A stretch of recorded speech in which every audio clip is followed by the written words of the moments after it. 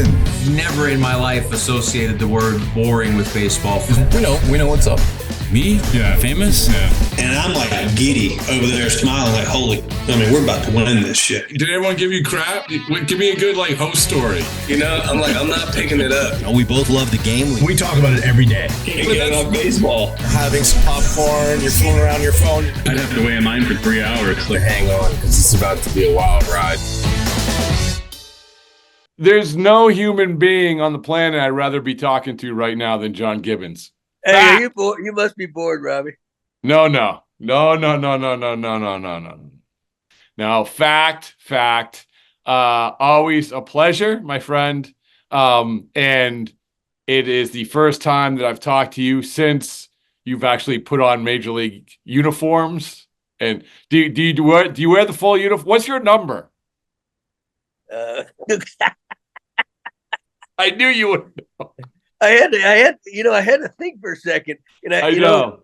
It just, what flashed in my mind right there was, they on our fungo bat, because I do hit ground balls right to the infielder's BP, but they got the number right there on the knob of that thing. And I'm looking at 68. Is that true? Yeah, So that just flashed me right when you said that was my number. I think. It happened because I know that you're not a big uniform wearer, so I knew that that would test you. Yeah, Rob. I never have been. I always had to hide that. I got a little belly, and I always wanted to hide that. If I tucked the uniform in, not the best look. But hey, Frank Conan never wore one either. And he was slim. Wow. Oh wow. Yeah. I mean, we've talked about that. That was the ultimate. Where he had the big feud with the late Bob Watson, and when Bob had said something about pajamas, and Tito got really, really mad because I remember Gibby, he had a thing where it was literally it was sewed in, so it looked like he was wearing his uniform, what do you call it, a little dicky thing? Yeah. But you were just like, no, I don't wear it. No, I don't want to tuck my shirt in. That's it. Yeah, no secret. Just if I'd gotten into better shape, man, I'd have done different. But I'm not getting in any better shape the older I get. That's for sure. How's it feel, man? How's it feel? It had been a few years. Did it? And you go through spring training, but now you're in the grind. Now you're in. And congratulations, by the way, the straw that stirs a drink when it comes to the playoff-bound Mets. Excellent job. So, well, Rob, I can remember the grind, back when I was doing it, and but yeah, you get away for a few years, you forget about that, and I'm feeling it right now. There's no question about it. We're on a long West Coast trip. We got another one coming up. It's just in the dog days of August. It's always been called that, and there's a reason why. But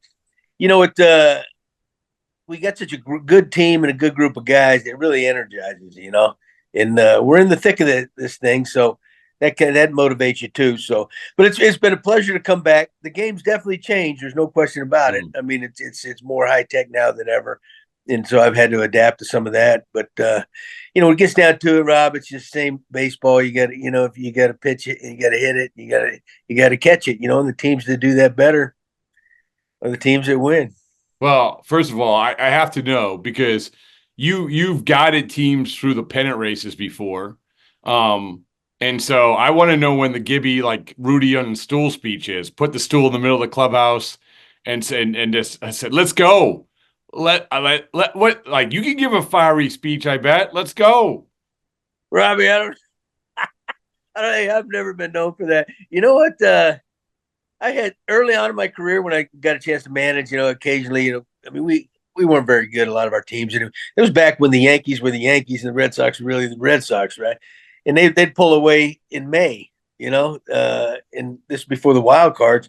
So, the rest of the teams in the division were just kind of, playing out the season, like it or not. That's just the way it was. And so if we get sloppy or sluggish or whatever, you'd have to have a team meeting to rip some things up or set some things straight. But then, my second go around Toronto, we had such good teams, you didn't need to do that. You have players that have been through it, players that been on winning teams, and they knew it was at stake. It's amazing how that works. The better the team, the less meetings, right? With this group we got here, Mendoza, Carlos, his first year manager, has done a tremendous job. He really has. He's held this thing together because we were, there was a couple points in the season right at the beginning, first week of the season, and then in May, well, we could have disappeared. We could have, and I've seen it happen a lot of times.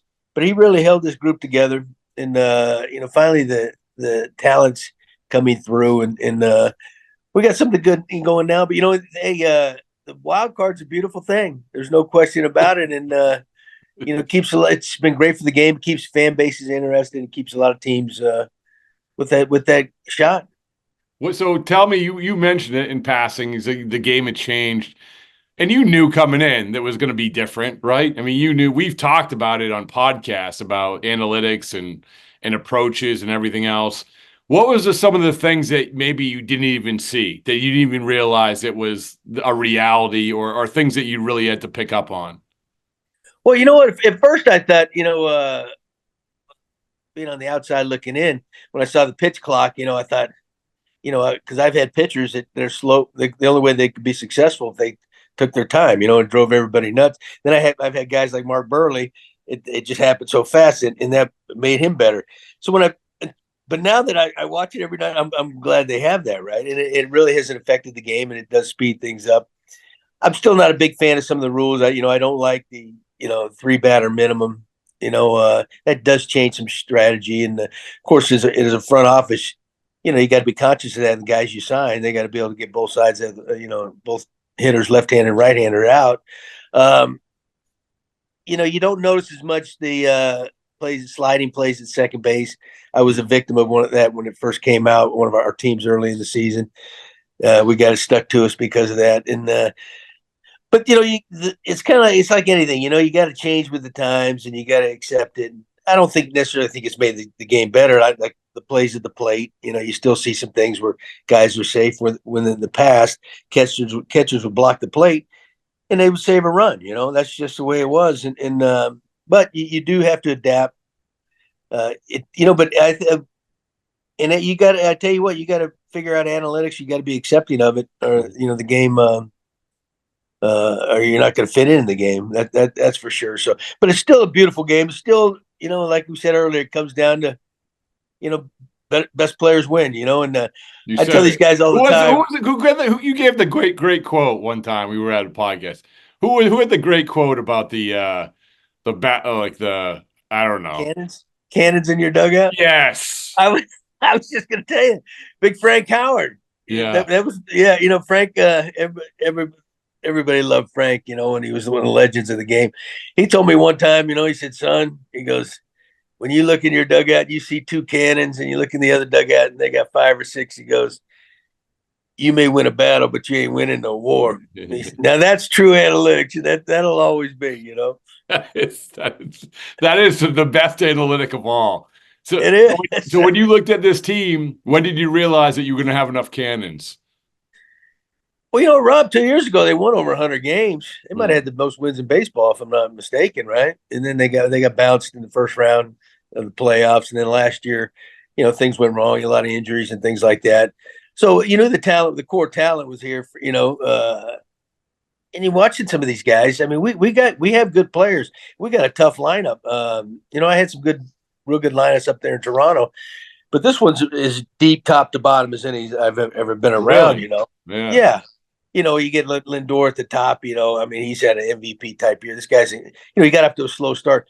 This guy's out there every day. He's out there early doing his ground balls, and he plays every inning of every game. I knew he was good. I didn't know he was this good, and then Alonso's starting to heat up a little bit. It's been kind of a battle for him this year, but he's gotten some big hits, and JD Martinez has been Mr. Clutch. So we're thick there, in our rotation's been really good. They've all come together. We got some guys that can pitch in our bullpens.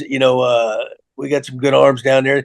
They saved us at the beginning of the year, and we went through a little rut, which is natural because, when the rotation's scuffling, those guys get used a lot. That's the thing about the game. You mentioned earlier about what's different about the game. Mm-hmm. Starting pitchers, they don't last as long. But I will say this too: the strike zone's tighter than it's ever been, and that's got to affect those guys. Yeah. I mean, everybody's conscious of that, and the umpires get graded and they get criticized, what have you. So that when that strike zone shrinks, it's tougher to hit them. You don't get those pitches that they used to get. So naturally, you're not going to go as deep into the game. And then, of course, it takes its toll on the bullpen. And a lot of that, too, is the philosophy of the game now. And those guys take a beating down there. And we've been through some, few guys down there, but they've done a pretty damn good job. So we have everything, every ingredient you need to be a playoff team, and then we're playing good baseball, and we'll see what happens. Who's the guy that on your team that you really have to watch every day to appreciate? Because there's always that guy, right? Like I can go look up stats or whatever, but the guy that I really appreciate him as a baseball player. Gosh, we got a couple. You got your stars. Lindor's, Nimmo. Brandon. Nimmo doesn't get the recognition he deserves either. I mean, this guy's a tremendous player, and it should have been the All-Star game just like Lindor, but you know how that works sometimes. Everybody can't go. So Nimmo's kind of an unsung hero, but you watch him every day. He hits left-handers, he hits right-handers. He's a good defender. He does everything right. And then our outfield, we got Harrison Bader. He's been around a while. But he does good things for you every night, too. And there's a guy, Tyrone Taylor, who's not even an everyday player. He came over from the Brewers in a trade. You watch this guy, there's not a better outfielder in the game. This guy hits good pitching. He doesn't play every day, but he'll come off that bench and do something good, great base runner. So we have a good group of those guys. This team's been put together very well, so we got guys that bench players like that you always need to step in. And then they come out and do the job. And then, our catching solid. Alvarez is really good back there. We picked up a kid from the Yankees, Torrens, who's been unbelievable. I don't know how the Yankees let him go. I think they missed the boat there. I know they like their guys, but this guy's been unbelievable. He kind of saved us, when Alvarez was down when he messed up his thumb. So, really have a solid team. It's a good group of guys that have fun together and one guy I can ramble with the best of them. Iglesias, he's been around the game for a long time, right? He played up there in Boston. I think it was his original team, wasn't it? Yeah. Oh yeah. Yeah. Well, I'll tell you this, Gibby, is that so I went down and talked to Dickie Scott, who obviously is managing Syracuse, and he was talking about Iglesias and saying how when he got there, it wasn't just like, hey, I'm here, put me in the major leagues. It was, what do I have to do to get better? And he got better at those things. And then he became a major leaguer. And next thing you know, you have John Gibbons knowing the words to the song OMG, right? Oh, my God. I sing it every morning. I wake up humming it, man, or something. Hey, Robin, let me tell you, you know what? If there's one, there's so many good things have happened here yet. And we're still, we all think we got a chance to be a nice finish here. But there was a point, when Iglesias came up, he did something to this team. He was like a unifier, ignited it, and he came up, he didn't come up to be, you figuring he's going to play a lot, right? I think he was, I can't even remember the reason why. But he did something. He kind of like drew this team together, and then, then he came out with a song, and that really caught fire. We play it every night after every game we win, and but the bottom line is, if he wasn't playing really well, this kind of things don't happen, and he wouldn't be in there. But that sucker, man, he's been swinging it. He's still got the great hands. Yeah, he's getting a little older, so his range isn't what it used to be. But this guy makes things happen, and he gets big hits and he makes big plays, and but the guys love him, and I think he's been our big unifier. He's been that spark plug. All right, so you say you hum it. Could you say any of the words? Oh my God! Well, yeah, I just say that one over and over and over. That's over and over and over again.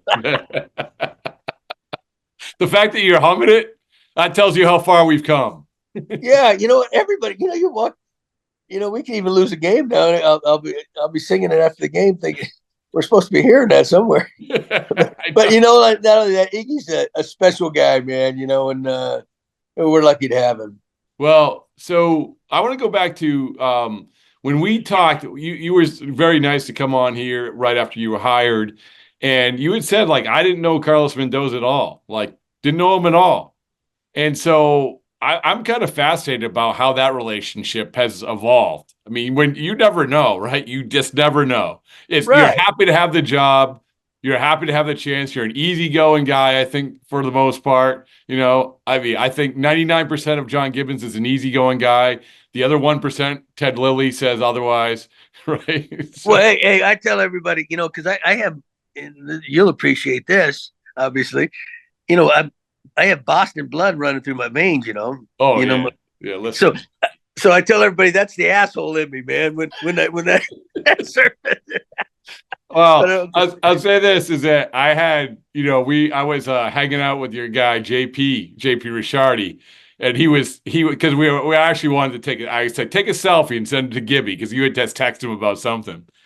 And we were talking about that Lily thing. And he said, yeah, I saw his scratches on his back. And you're like, man, he's stronger than I thought he was.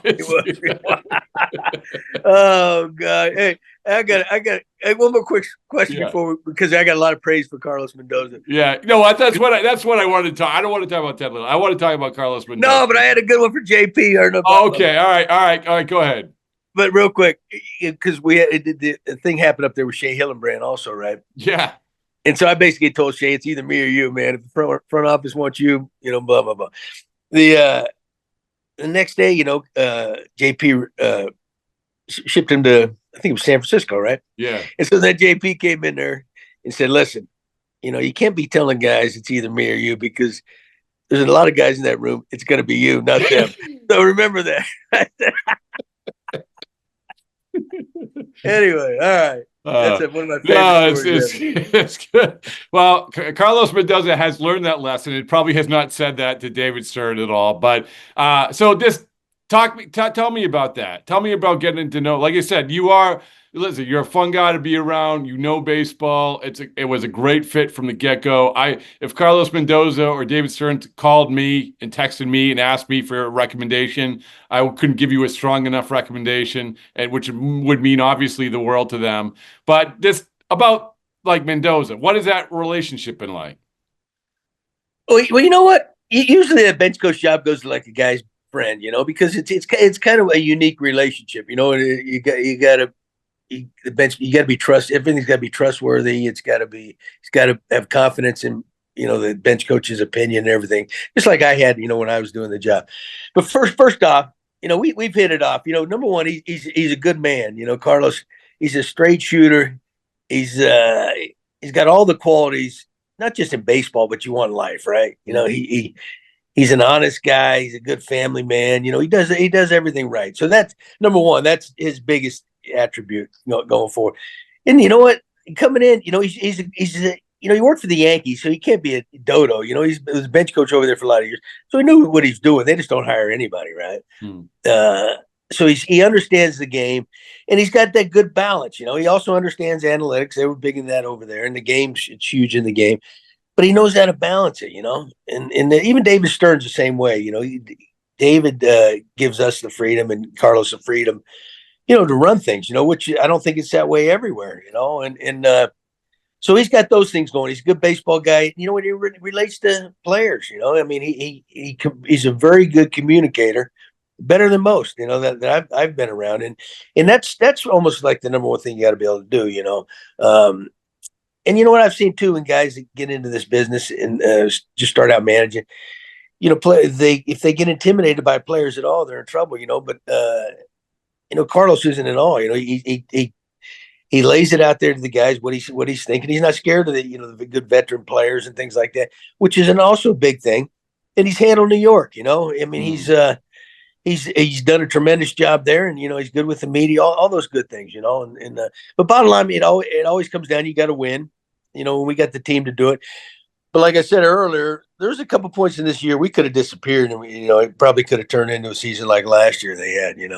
Especially in May, we got, I think, 10, 11 games below 500, and it would have been easy to, even the owner was coming out talking about selling in July, but he stayed steady, which you have to do, and confident, right? And the guys fed off of that, and we climbed back into this thing, and, now we're a talented enough group to do something here. So, but, a lot of teams would have disappeared. So I don't think you can give Carlos enough credit. He deserves that. Well, I give you all you guys credit. So let me ask you this. You had interviewed, I think the Red Sox job was probably, the most recent job you had interviewed for, right before you got this job, right? Or did you? Well, no, the Marlins. Marlins, okay. And they're going to skip. Right. But yeah, I interviewed for the Red Sox back when Cora was suspended. Yeah. So you interviewed for the Marlins too.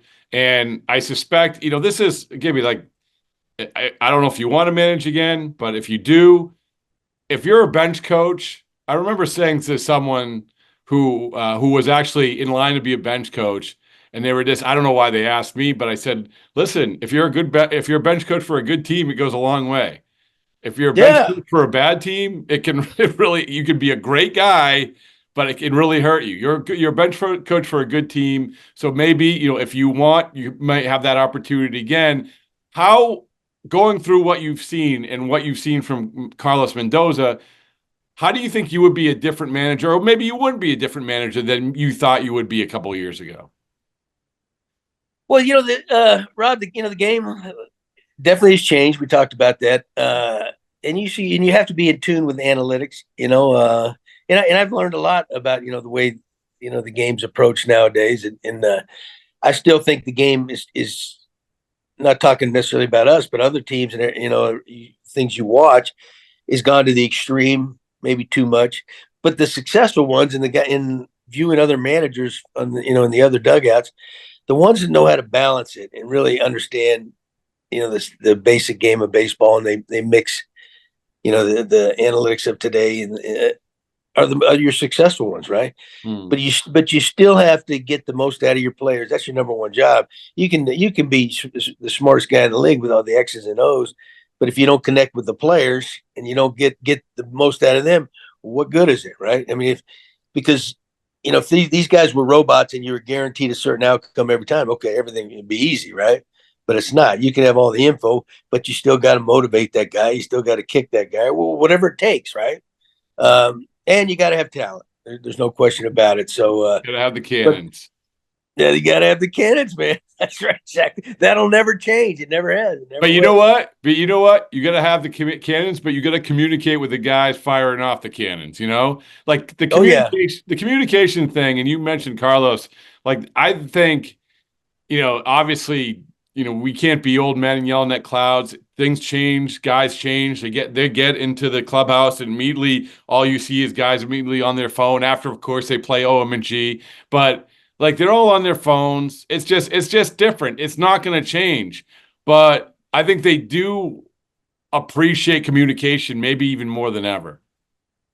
Oh yeah, that's just the day and age we live in. You used to be able to rule not only baseball but any part of life with the iron fist. It's my way or the highway, right?